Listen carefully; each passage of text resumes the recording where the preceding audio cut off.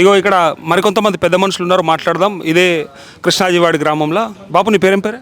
నా పేరు నరసరెడ్డి. నర్సారెడ్డి. బాపు ఏం చేస్తుంటే నువ్వు? వ్యవసాయమే. మొదటి నుంచి వ్యవసాయమేనా? వ్యవసాయం. ఎంత ఉంది భూమి? నాకు 4 ఎకరాలు ఉంది. రైతు బంధుకి ఇట్లా పడుతుందా మంచిగా? కేసీఆర్ నన్ను వద్దులు పడ్డది బాగా కరెక్ట్. ఇక కాంగ్రెస్ వచ్చిన వద్దుగా ఇప్పటికే 2 మాటలు వేసిండు. మొన్న రెడ్డి బిగాలకి వేసిండు.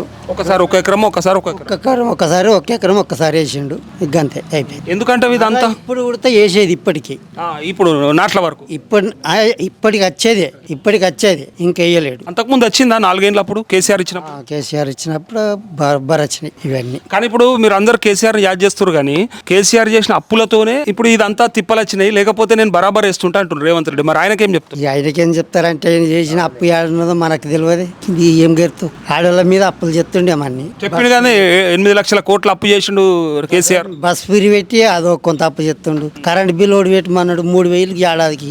దాన్ని అప్పు ఓడి పెట్టమన్నాడు కరెంట్ బిల్ పీరి. ఇంట్లోకి ఆడవాళ్ళకు టికెట్ పీరి ఎందుకు పెట్టమన్నాడు? మీరు ఇస్తే ఎందుకు ఇస్తుర్రు అని పడుతుంది, ఇవ్వకపోతే ఇయ్యలేదు అని అవసరం. బస్ కిరాయి ఏం అవసరం? మరి మోగోన్లో కూడా పెట్టాను, అందరికి పెడితే అందరు పోతారు. అంతకంత ఇళ్ళకి వెళ్ళి బస్సులన్నీ ఉంటారు, బస్సులో వెళ్ళిపోతారు. మేము ఇంట్లో ఉంటే వాళ్ళని వెళ్ళిపోవటం. హైదరాబాద్ అంతా తిరిగేస్తాము. నేను వారానికి ఒకసారి హైదరాబాద్ పోతా, నాకు పైసలు తగ్గుతాయి, వాళ్ళకి పైసలు తగ్గాయి. ఇప్పుడు నేనే పోవాలి. ఇప్పుడు రైతులకు ఏం సమస్యలు ఉన్నాయి? రైతు బంధు పడతలేదు ఒకటి, యూరియా కూడా వస్తుందా? మరి వస్తులేదు, ఏం లేదు. అన్ని రాష్ట్రాలకు వస్తుంది, మరి తెలంగాణకి ఎందుకు వస్తలేదు? సార్ రేవంత్ రెడ్డి మీద ప్రేమ లేదా మోడీకి?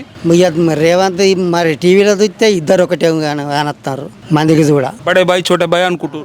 అట్లా మాట ఇంగ్లీష్ ఆ భాష రాదు మాకు, కానీ ఆ భాష రాదు కానీ అట్లా అనుకుంటారు. నిన్న కలిసి కుమార్రావు కలిసిరి, కిషన్ రెడ్డి రేవంత్ రెడ్డి పోయి కలిసిరు కదా, ఇద్దరు సోపతోటే మారా కలిసిరి. సరే, కానీ ఇప్పుడు మీ నియోజకవర్గం మదన్ మోహన్ రావు చేస్తుండే ఆ పనులు మంచిగా చెప్పిన కాడికి అన్ని అయినాయా? అన్ని చక్కగా అయిపోయినాయా?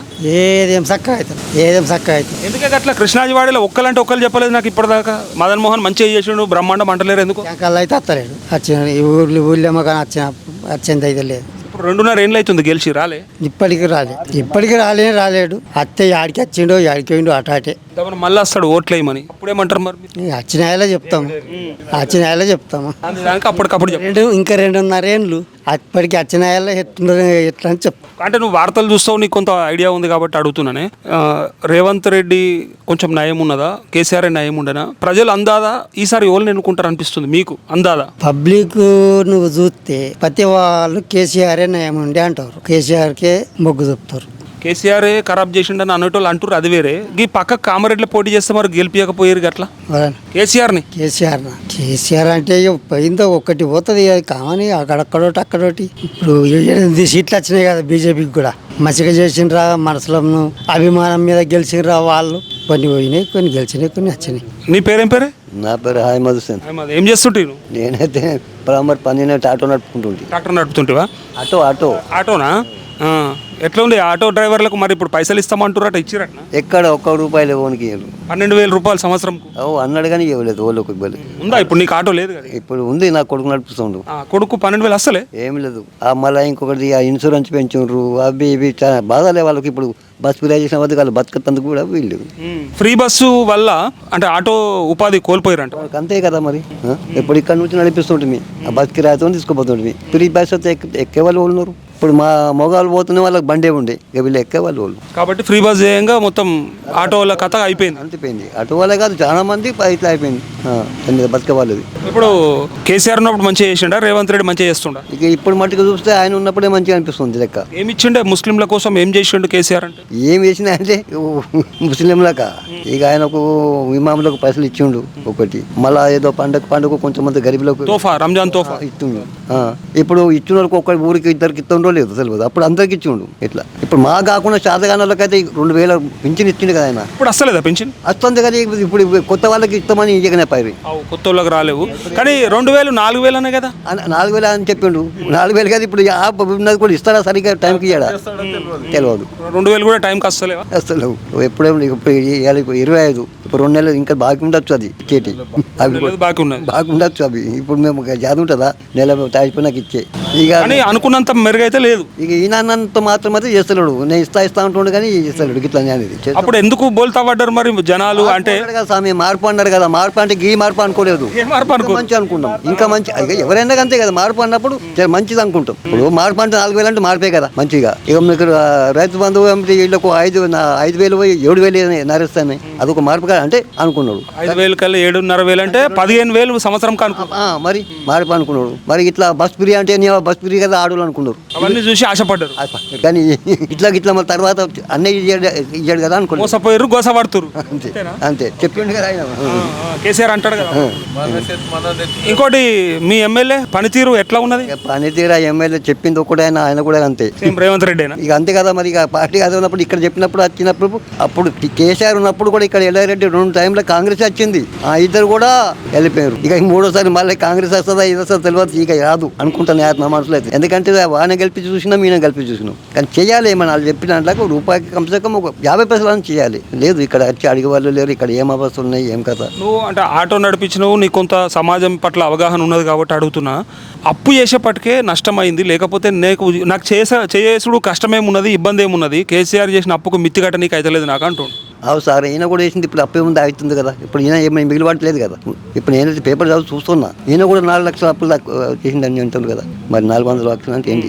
మరి ఈయన కూడా అప్పు చేస్తుండే కదా. మరి 3 లక్షల కోట్లు ఆయన చేసి ఇచ్చి అప్పులు చేసి ఉండు. మరి ఈయన ఇచ్చేసి కూడా ఇయ్యక అప్పు ఎట్లా అయింది? ఇప్పుడు మాకే తెలియదు, మాకంటే ఎక్కువ మీకే తెలుసు. అది అడిగే వాళ్ళు ఉండొచ్చు, మాకు తెలియదు. మేము పేపర్ చూసి చెప్తున్నాం. మరి అప్పుడు ఈయనకి మీ ఊర్లో కృష్ణాజివాడలో ఏమన్నా తక్కువ ఉన్నాయా, ఏమైనా చేసేటివి ఉన్నాయా, ఏమైనా పెండింగ్ పనులు ఉన్నాయా? మీ ఎమ్మెల్యే ఏమైనా మాట ఇచ్చిండా? మాటలాంటి వాళ్ళ రాజకీయ నాలుగే ఇచ్చి ఉండు దాదా మీకు. అరే రోడ్లు కల్వర్ట్లు ఇక వాళ్ళకి ఇక మంచిగా చేస్తామంటున్నారు. కానీ ఇక్కడ వచ్చే కంసకం ఎవరికి ఏమైతుంది ఏం కదా ఇది అడుగుతాడు.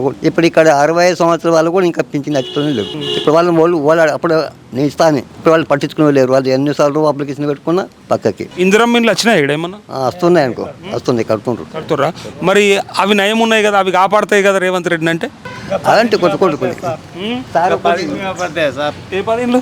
ఇందిరమ్మ 10-20 ఇస్తే కాపాడతాయా? నమ్ముతుర్రు అట్లా. పొంగులేటి శ్రీనివాసరెడ్డి చెప్తాడు, మా ఇందిరమ్మ ఇల్లు కట్టని ఊరే లేదు కాబట్టి మేము ఖచ్చితంగా ఓట్లు అడుగుతాం, మాకు వాళ్ళు వేస్తారు. గాలి ఎత్తే గెలు ఈ మిగతా పబ్లిక్ వేయరు, నమ్మరు. ఎందుకు గంతగానే మేము మోసమైంది మీకు? అవుతావు ప్రతిదీ అబద్ధాలు ఆడకు, ప్రతిదీ మోసం. నువ్వు ఇవ్వకున్నా సరే ఎల్లుండి పైసలు వస్తా అంటే ఇట్లా తెరుచుకుని ఆశ కూకుంటుంది ఆయన అంటాడు. రుణమాఫీ కూడా గట్టినే చెప్పిండు. ఇగో మాఫీ అయిపోతాయి మీ అందరికి లోన్లు. నీకు అయిందా? ఉందా? ఉన్నది కానీ రూపాయి పావులు లేదు. నీకు కాలే మాఫీ? కాలే. రైతు బంధు కూడా రాలే కదా. నెల ఎకరం వచ్చినాయి పోయిన పంటకు. ఇప్పుడు ఈ పంట కథ ఇక దేవుడు ఎరుగు. మా దగ్గర ఏమున్నది, అది ఎత్త తీసుకుంటాం, లేకపోతే లేదు కూడా అన్న. మీ మదన్ మోహన్ సంగతి సంగతి అంతే. ఆ లీడర్లకి ఆడగలుగుతారు, 10 రూపాయలు ఇస్తారు, ఏం చేస్తారు మాకు ఏం తెలియదు. మీ దాకా వచ్చి బాబు ఏమైందని అడిగేది లేదు. గ్రామ పంచాయతీ నీకు ఓట్టేయమన్నప్పుడు మీ ఆఫీస్ చుట్టూ తిరుగుతావు. ఇప్పుడు మాకు కనబడవా? తనకా సార్ కాదే, కనబడవా అంటావు. ఇప్పుడు కేసీఆర్ని కూడా గిట్నే చాలా మంది ఏమన్నారంటే అప్పుడు ఓలను కలవడు కాబట్టి ఆయన బాగా నియంతృత్వ పోకడలు ఉన్నాయి కాబట్టి నేను ఈసారి ఓడించాలని అన్నారు. ఎప్పటికి కలుసుడు ఏమక్కరా? పని అవుతుంది చాలు కదా, గ్రామ పంచాయతీకి వెళ్ళి పనులు అవుతాయి కదా, అన్ని అచ్చటి వస్తే చాలు కదా, అంటే ఎప్పటికొచ్చి నీ ముందర నిలబడాలని అని అన్నాడు. ఇది కూడా గట్టిన అంటే ఏమంటావు? మదన్ మోహన్ అట్లా అన్నాడు అనుకో. ఇంకోటి, ఇప్పుడు కామారెడ్డి కేసీఆర్ ఎందుకు ఓడిండని అడిగిన ఆన్సర్ అయితే అదొక తిక్క. వీళ్ళిద్దరిని ఓడగొట్టాలన్న వెంకటరామరెడ్డిని గెలిపించిన తిక్కతో గెలిపించింది నియోజకవర్గం. లేకపోతే వీళ్ళిద్దరు అందులో ఓడన కూడా వాళ్ళే గెలుతురు. ఆ తిక్కతోనే వీళ్ళని ఓడియాలని ఓడిచ్చారు. ఇద్దరిని కథం పడదాం.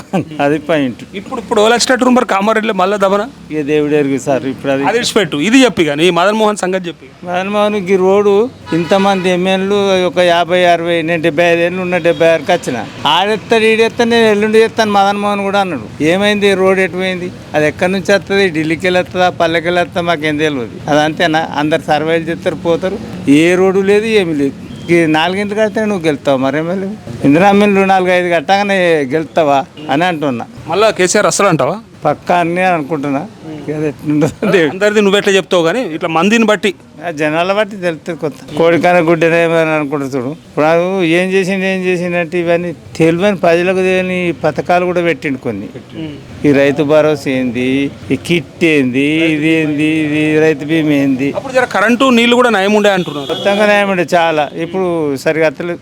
పొద్దుకు 20 సార్లు పోతుంది కరెంటు. ఎట్లా పోతుంది? మరి ఆయన తయారు చేసిండు కేసీఆర్. ఎక్కడికెళ్ళో తెచ్చిండు, ప్రజలకు ఇచ్చిండు. అంతేనా కదా? కానీ అసెంబ్లీలో ఒక చర్చ వచ్చింది, నువ్వు అన్నావు కాబట్టి నాకు యాదకి వచ్చింది. కేసీఆర్ 3 రూపాయలకు కొనాల్సిన కరెంటును 5 రూపాయలకు కొని 2 రూపాయలు జేబులు వేసుకున్నాడు, అందుకోసానికే తెచ్చిండు అన్నారు. ఇప్పుడు దానికేం చెప్తావు? వేసుకోలేదు సార్, అవి వేసుకోలేడు. అన్ని ఒకరి మీద ఒకడు రాజకీయంగా అనుడు తప్ప వేసుకోలేదు. యాడికెళ్ళి ఢిల్లీకెళ్ళి ఛత్తీస్గఢ్కెళ్ళి కొనుక్కొచ్చి పెద్ద పెద్ద లైన్లు వేసి అదే ఎక్కువ కొనుకొచ్చిండు, ఎక్కువ రేటు కానీ. కొనుక్కొచ్చిండు. మరి ప్రజలకు అవసరం ఉంటే 5 పెట్టేది 6 కూడా పెట్టాలి. పెట్టి కొనుక్కొచ్చి ప్రజలకు ఇచ్చిండు. ఏడ తిన్నాడు, ఏం తిన్నాడు కానీ ఈ కరెంట్ తినలే. ఒక గంట కూడా సరిగ్గా ఉండకపో అప్పుడు కరెంట్. ఆయన వచ్చినాకనే ఈ గోదావరి నీళ్ళు కూడా వచ్చినాయి, లేకుంటే నీళ్ళకి మా ఊరికి గోదావరి నీళ్ళు ఓనాయ జాగిరి కోట్లు పెట్టిండు. అప్పు కాదా? గోదావరి ఏడ పుట్టింది, ఏడ తాగిపిస్తుంది. ఇప్పటికి ఒక చరణ బిల్లు అడగలేడు. మరి ఇంతమంది ఓడి పెట్టలేడు. ఇప్పటికి కేసీఆర్ పుణ్యంతోనే నీళ్ళు తాగుతుండ్రు. ఇంటింటికి నీళ్ళు తాగేది కేసీఆర్ పుణ్యం, రేవంత్ రెడ్డి కాదు. నిజం సార్. ప్రతి పల్లె గుడిసెకు నీళ్ళు ఎట్లా తెచ్చిండు, అవి ఎక్కడికి వెళ్ళి వచ్చినాయి, ఏడ టాకీలు కట్టిండ్రు. అప్పు అవుతుంది కాదా? Okay, thank you.